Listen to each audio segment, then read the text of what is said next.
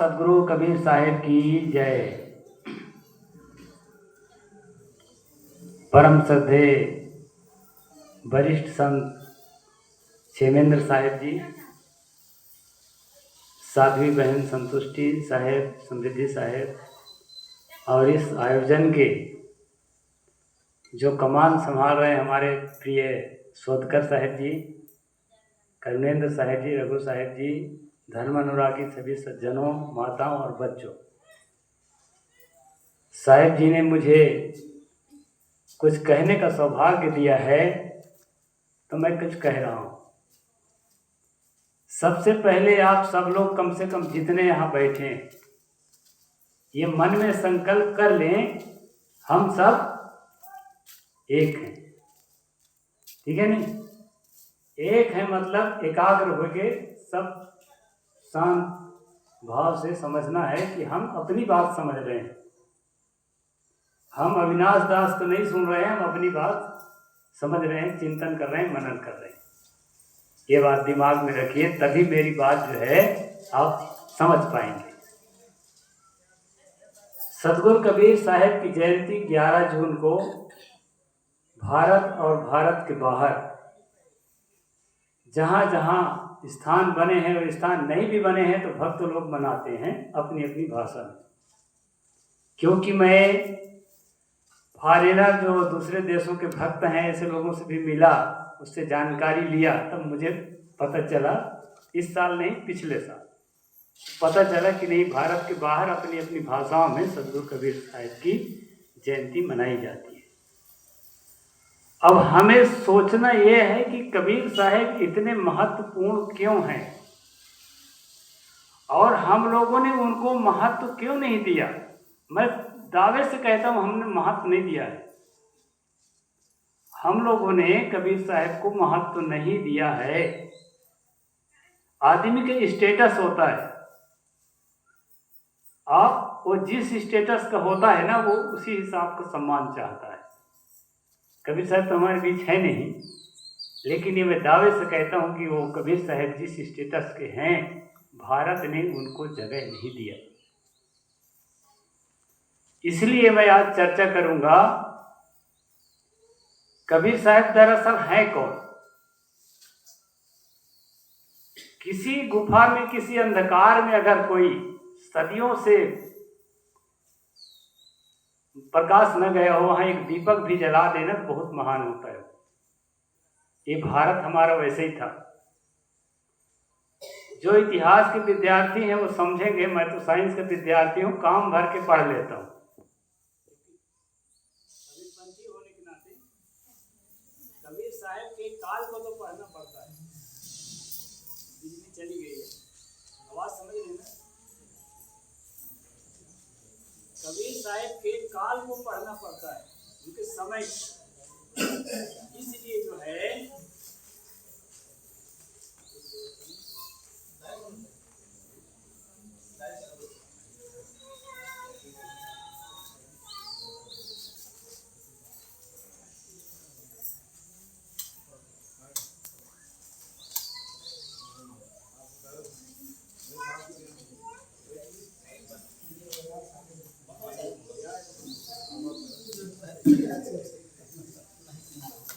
चलिए सुन तो रहे हैं ना? शांत रहेंगे। मैं शुरू में कहा था हम सब एक हो जाएंगे तो सब समझ में आएगा। मैं चर्चा शुरू किया था सदगुरु कबीर साहब के काल पर। काल का मतलब होता है समय। जिस समय कबीर साहब इस दुनिया में आए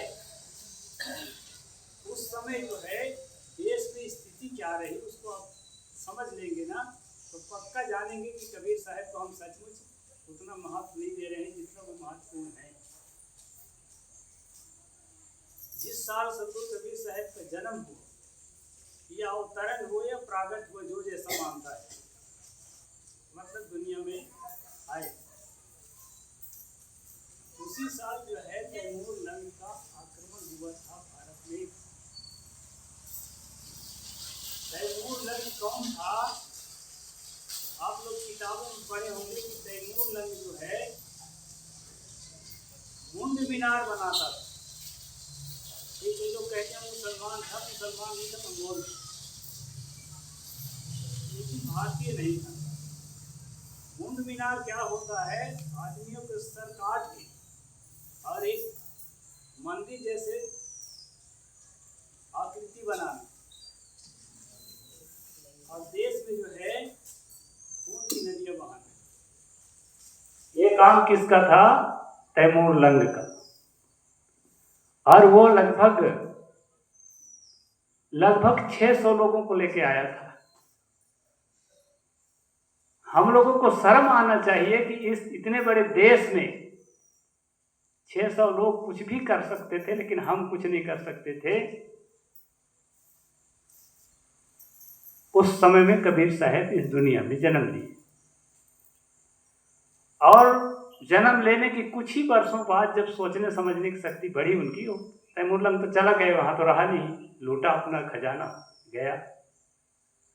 उसके जाने के बाद जब सोचने समझने लायक हुए कबीर साहब, जब उनको किसी को बताएंगे ना तुम्हारा जन्म ऐसे समय हुआ था बेटा, तो उस समय को अध्ययन करने की कोशिश करेगा। तो सदगुरु ने देखा, अपने बचपन में ही बहुत चिंतनशील थे। कुछ लोग कहते हैं कि वो अनपढ़ थे, लेकिन एक बात बता दूं मैं आपको कि तुगलक काल में कबीर साहब हुए हैं। तुगलक काल में जो भी आदमी इस्लाम में कन्वर्ट हो जाता था उसको पढ़ने का अधिकार मिलता था। तुगलक काल में, लोधी काल में, गुलाम वंश के काल में और मुगल काल में सबसे बड़ा उदाहरण है दारा शिकोह, जिसने अरबी फारसी में संस्कृत के उपनिषदों का अनुवाद किया। मतलब जो इस्लाम में कन्वर्ट हो जाता था, हमारे देश की जो सबसे बड़ी जाति जो अपने आप को मानने वाले ब्राह्मण हैं, उसके लिए संस्कृत का दरवाजा खोल दिया जाता था। उसके अलावा किसी के लिए संस्कृत का दरवाजा, शिक्षा का दरवाजा नहीं खोला जाता। कबीर साहब इसलिए पढ़े लिखे थे क्योंकि उनके माता पिता इस्लाम में कन्वर्ट हो चुके थे, इसके बाद वो दुनिया में आए। इस बात को छिपाने का प्रयास लेखकों ने किया है, हमारे लोगों ने भी किया है। हमारे लोगों ने इसलिए किया कि डिटेल जानकारी नहीं होने के कारण जिसके शब्दों का प्रभाव होता है, जो बड़ी गद्दी में होता है, बड़ी कुर्सी में होते हैं, उसके लिखी हुई बातों को, उसके कही हुई बात की कीमत होती है दुनिया में। हमारे जैसा कोई आम आदमी बोलेगा उसकी कीमत नहीं होती। कबीर साहब का जन्म जो है खून से रंगे हुए समय में हुआ, और खून से क्यों रंगा था ये देश, उसका कारण मैं बता दूं। 4 वर्णों में, जिसको आप हिंदू धर्म कहते हैं, हिंदू धर्म उस समय नहीं कहा जाता था, इसको ब्राह्मण धर्म या वैदिक धर्म कहा जाता। 10वीं सदी के पहले हिंदू शब्द भारत में नहीं आया। आप किताब उठाकर पूरी तरह जांच कर लीजिए। 10वीं सदी से हिंदू शब्द आया है, मुसलमानों के द्वारा कहा गया। गैर मुस्लिम को उन्होंने हिंदू कहा, वहां से हिंदू शब्द अस्तित्व में आया। इसके पहले इसको वैदिक धर्म कहते थे। वैदिक धर्म 4 भागों में बटा, ब्राह्मण, क्षत्रिय, वैश्य और शूद्र, और चारों भागों का काम भी बांट दिया गया था। तो आज जो ओबीसी कहलाते हैं ये शूद्र कहलाते थे, और आज जो दलित कहलाते हैं वो अति शूद्र या अंत्यज कहलाते थे, अछूत। उस समय की भाषा में कबीर साहब जिस समय दुनिया में पैदा हुए, जिसको कोरी कहते हैं, बुनकर कहते हैं, कोष्ठा देवांगन कहते हैं, उसी वर्ग में कबीर साहब का जन्म हुआ। इस बात को इसलिए छुपाया जाता है कि जाति के प्रदर्शन ना हो जाए। सबसे पहले कबीर साहब के मृत्यु के 100 साल बाद क्या लिखा गया कि चंदवारा के तालाब में, चंदवारा के तालाब में, लहर तारा नहीं, चंदवारा के तालाब में चंदन साहू के पत्नी उदाबाई साहू को एक बच्चा मिला। ये पहली लेख है। चंदन साहू के पत्नी उदाबाई साहू को एक बच्चा मिला, चंदवारा के तालाब में उठा करके ले आई। और जब, जानते हैं जातिवाद बहुत है अभी भी साहू समाज में, जब साहू लोग झगड़ा करने लगे किसके बच्चे उठाए लाए, तो पड़ोस में एक जुलाहा संपत्ति दंपत्ति रहते थे नीरू नीमो, उन्होंने कहा भाई इसको पालन पोषण तुम ही करो, तुम्हारे बच्चा हो। ये पहली कहानी है। और बहुत सारी कहानियां हैं, मैं सबको नहीं बताऊंगा। 378 साल बाद कबीर साहब के मृत्यु के 378 साल बाद ये बात लिखी गई कि लहरतारा के तालाब में नीरू नीमा नाम की जुलाहा को एक बच्चा मिला। और वो जो है इतना चला मार्केट में कि अभी तक हमारे दिलो दिमाग से बाहर नहीं हो पा रहा है। इसके बाद फिर हजारी प्रसाद द्विवेदी का समय आया, राम कुमार वर्मा का समय आया, पीएचडी किए कबीर विषय पर। उन्होंने लिखा फिर विधवा ब्राह्मणी से पैदा हुआ या कुमारी ब्राह्मणी से पैदा हुई, इस तरह वो लिखते चले गए। तो ये सब चीज इसलिए किया गया जाति को छुपाने के साजिश के तहत, कि किस जाति में पैदा हुई छुप जाए, न जानने पाए, ब्राह्मण साबित करने के लिए। ये सब षड्यंत्र है, इसको हमें समझना चाहिए। मैं खास बात ये बता रहा था कि कबीर साहब जो है जिस समय पैदा हुए उस समय का माहौल क्या था और माहौल क्यों था। माहौल इसलिए था कि 4 भागों में बटी हुई जो जातियां थी उनमें सबको काम बांटा गया था। उसमें जो दूसरे नंबर के क्षत्रिय जाति थे, क्षत्रिय जाति को एक काम दिया गया था कि तुम राज सत्ता संभालो और सैन्य बल संभालो, मतलब सैनिक भी तुम्हें होगे और राज सत्ता भी तुम्हें होगे। आज के हिसाब से भारत में 8% क्षत्रियों का है, 100 में 8।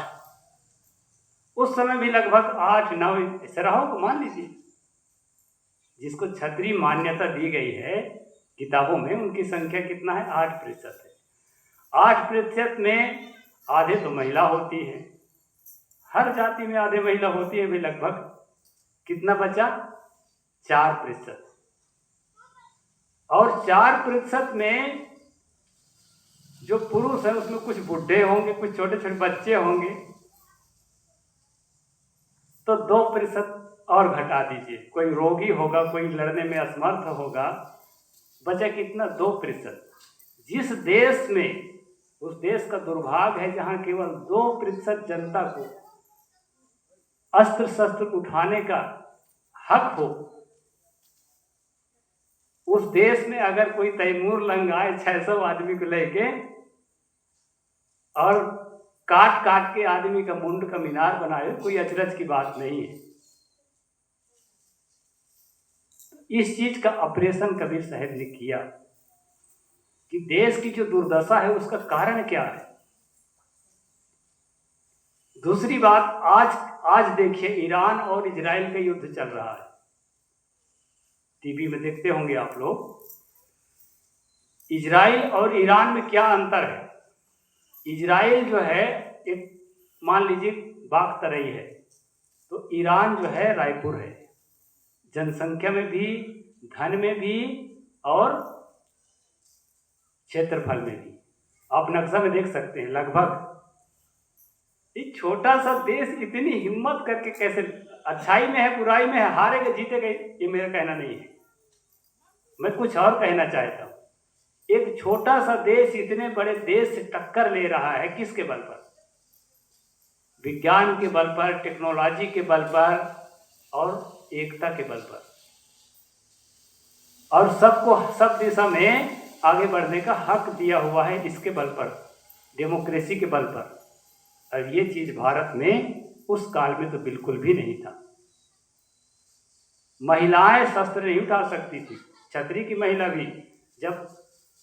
जब युद्ध होता था ना, तो महिलाएं क्या करती थी, अपनी इज्जत बचाने के लिए चिता जला जला के मर जाती थी, शस्त्र नहीं उठा सकती थी। आजकल आर्मी में देखिए ना, इस साल सिंदूर ऑपरेशन में 2 महिला जो आर्मी के जो चीफ थी, उन्होंने कितना कमाल दिखाया है। अधिकार देने से, उनको अवसर देने से कबीर साहब चाहते थे ये देश के एक एक आदमी को, कबीरपंथियों को नहीं। ये आप लोगों को दिमाग में भ्रम पाल रखे हैं कि कबीर साहब कबीरपंथियों के लीडर थे। भाई उनको जो ज्यादा प्रेम दिया, उनसे ज्यादा जुड़ा, वो कबीरपंथी कहलाने लगे। कबीर साहब इस देश के लीडर थे। उन्होंने रोशनी फैलाया। अभी साहिब जी बोल रही थी ना, एक है त्वचा हाड़ मलमूत्रा, एक रुधिर एक गोदा, एक बूंद से सृष्टि रची है, को ब्राह्मण को शूद्र। कौन ब्राह्मण है, कौन शूद्र है, कौन ओबीसी है? जिसको शस्त्र उठाने का अधिकार नहीं है, जिसको पढ़ने का अधिकार नहीं है, पेट न काहू वेद पढ़ाया, सुनत कराए तुरंत नहीं आया। अगर बच्चा जन्म लेते ही विद्वान हो जाए, वेद शास्त्र सब जानने लगे, तब तो मान लो कि हाँ भाई ये जन्मजात विद्वान ही पैदा हुआ। ऐसा तो नहीं होता, पढ़ने से विद्वान होता है। अब पढ़ने से तो जिसको आप दलित और चमार और डोमार और क्या क्या कहते हो, मैं तो नहीं कहता, लेकिन आप लोग अपनी भाषा में कहते, उसके बच्चे भी तो पढ़ाएंगे, अवसर देंगे तो बहुत बड़ा बन जाता है। आज एक एसटी महिला आपके देश के प्रथम नागरिक है। आज आप लोग बहुत पढ़ने के बाद जिन बातों को समझ रहे हैं, कबीर साहब आज से 627 साल पहले इन बातों को समझ लिए थे। इसलिए वो पूरे देश के लीडर है, पूरी दुनिया के लीडर है। और दूसरी बात, हमारा झगड़ा किस बात का है? हमारा झगड़ा है धर्म। साहेब ने देखा कि ये जो आदमी की कुंठा है, इसके जड़ कहाँ है? इसके जड़ उन्होंने पाया कि धर्म में इसका जड़ है, धर्म की किताबों में इसका जड़ है। कबीर साहब की दुनिया से जाने के बाद भी बदमाशों ने कोशिश किया है। मैं बदमाश खुले शब्दों में इसलिए कहता हूँ, जिसको मारना होगा तो मुझे पीट लेना, गोली भी चला देना, लेकिन गलत बात का मैं कभी भी समर्थन नहीं करता।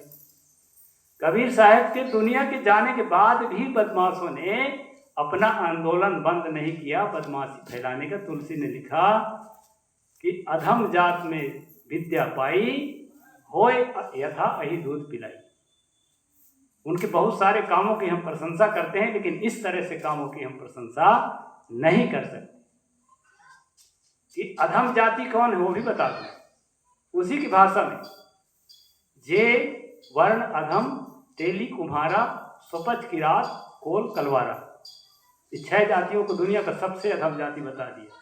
अब इनको कहता है कि अगर ये तेली कलाल कुम्हार जो है शिक्षा पा जाएंगे ना, तो जैसे सांप को दूध पिलाने से उसका विष बढ़ता है, वैसे ये लोग विषैला हो जाते हैं। तो ये जो सिद्धांत है वैदिक धर्म का, सामाजिक बुराई नहीं है, ये धार्मिक बुराई है। ये जो सिद्धांत है इसने हमको तोड़ा था। कबीर साहब के जाने के बाद भी अभी भी कुछ लोग तोड़ने में लगे हुए हैं। देखो शास्त्र में लिखा है, मनु ने लिखा है, व्यास ने लिखा, इसने लिखा है, किताब दिखा करके आपको कहते हैं देखो शास्त्र का प्रमाण, इसको मानो।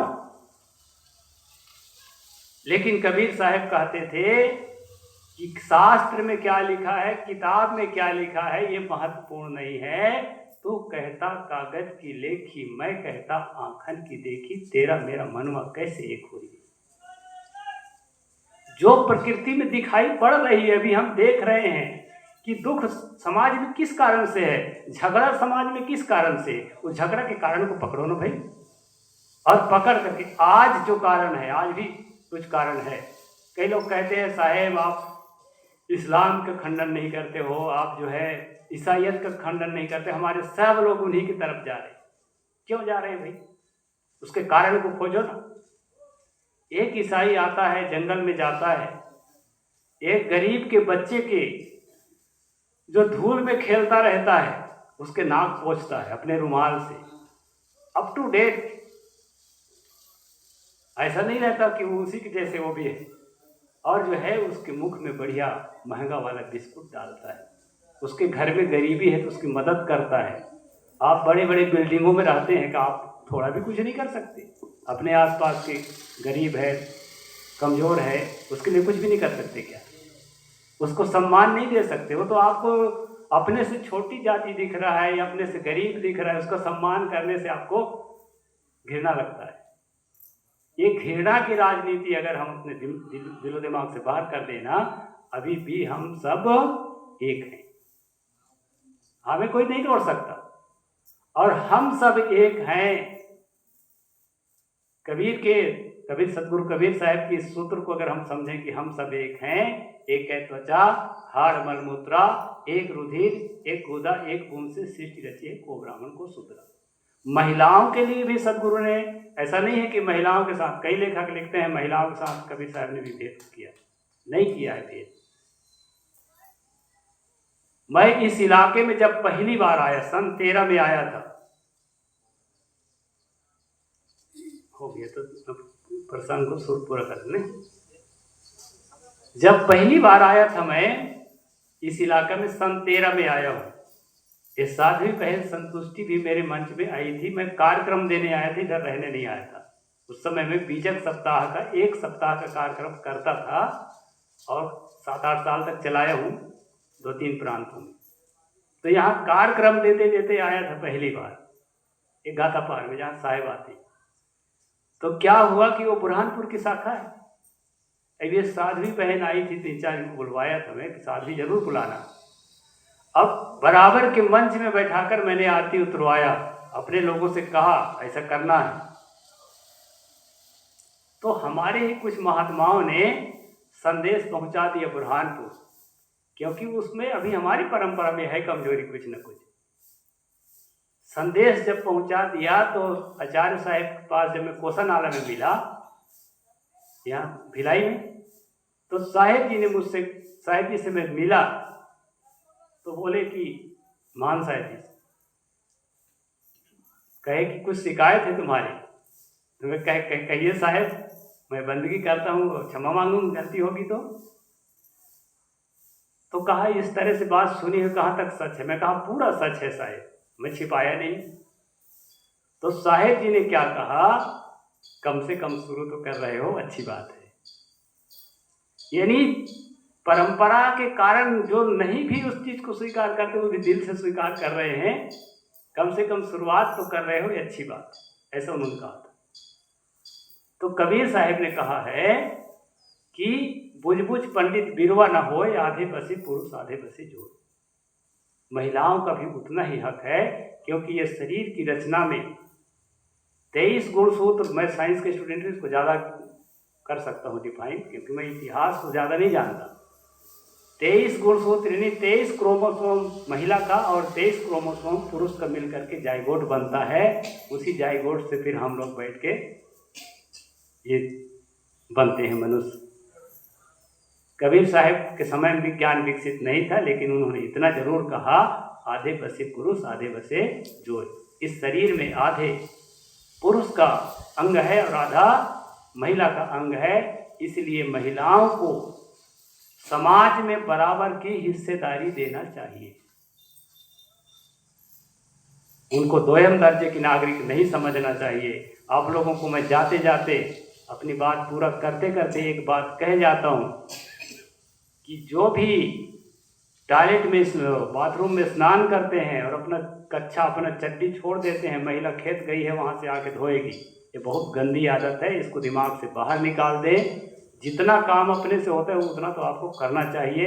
आप भोजन करते हैं, थाली जूठा थोल छोड़ देते हैं, नहीं है महिला आएगी तो धोएगी। कई घरों में देखता हूँ, भक्तों घरों में, मुझे ठीक नहीं लगता, ये बिल्कुल गलत है तो करती है, और खेत में अगर बराबर का काम करती है तो घर में भी उसको मदद करे।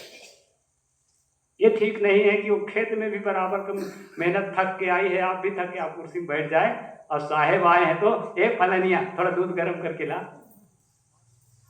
इसी से महिलाओं में जो है साहेब के प्रति भी श्रद्धा कम होती कि इनके आने से और बोझा हमारे ऊपर आता है। इस चीज का आप लोग ध्यान रखिए, ये व्यवहारिक बात है। इस सब का ध्यान रख के, और जो है आध्यात्मिक विषय में नहीं रख पाता, मेरा समय पूरा हो गया है, मैं सामाजिक विषय में ही अपना टाइम जो है पूरा खपा दिया। तो फिर कभी समय रहेगा तो अध्यात्म पर चर्चा होगी, जो कबीर साहब का मूल विषय है। यहीं पर मैं अपनी बात को पूरा करता हूँ। बोलिए संत सम्राट सद्गुरु कबीर।